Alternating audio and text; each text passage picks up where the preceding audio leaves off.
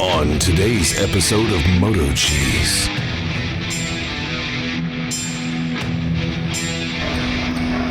You're a big son. It's hard to believe it's been almost 3 months since I got this rooftop tent. I've used this tent about 20 times so far. Liked it so much my son even bought one for his Jeep. That's due in here Monday. Yes, his shipping times were way better. So I'm going to give you an update. So I ended up using my Jeep cap remover to lift this up so I can get this on my Jeep myself, and it actually works pretty good. A little crooked.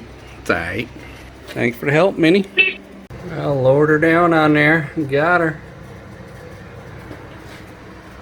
Not that hard of a job. So I welded the head of these carriage bolts so they're not flipping around when you're trying to get these nuts on. And you can keep one side on and clamshell it and make it easier. My last trip I took it to Florida. I put a new mattress in here, as you could tell. Way better. What a difference with a 4-inch mattress. So I did go to Florida. That rooftop tent was a lifesaver. I was checking out a piece of property I put a deposit on. I actually camped in the driveway for 4 days. I had permission and the thing worked great. I did put a bigger mat in there. It's one of them fold out couches, but man, this mat is thicker, and wow, I slept like I was on a bed at my house, because the mattress that comes in this is really thin. But where I was in Florida, it's sandy in Florida, and it rained a little bit, so the sand's getting inside those little telescoping tube pieces, so I'm going to wash that out. You definitely feel it hanging up a little bit. My son ordered one of these. Their communication is still poor like it was before, but I contacted the lady that helped me last time, thank you, and she said it did ship, so it shipped within probably 2 weeks this time, although we didn't get any confirmation on that yet. So we'll find out, and I'll keep you updated. As I promised, I would update you on this tent as I used it a few times, so I'm gonna go wash this ladder out right now, get the sand out of it. Of course, when you have a sandy ladder, you put it in that bag and the sand stays in the bag, so when you throw it back in the rooftop tent, the sand stays in that bag. So I just shook that bag out. That was a good idea to have that for this ladder.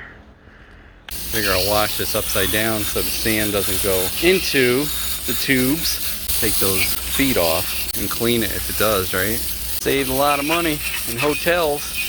Then you basically just stop at a hotel when you need to take a shower every few days, if you can handle it. Like camping, or go to a campground or a truck stop where they do the showers. Let's see how hard these are to, oh wow, they literally come right off. Guess I'll spray in there too. Not bad though.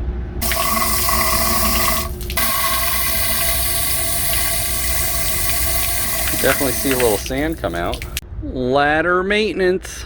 So now comes the part. Would I buy it again? Absolutely, I'd buy it again. The biggest con is the mattress. It's very thin. If you weigh more than 120 pounds, it's probably going to be too soft and thin. Other than that, it's pretty good. I've been through driving rains. It stays totally dry inside because of the design where the upper clamshell goes over the lower clamshell.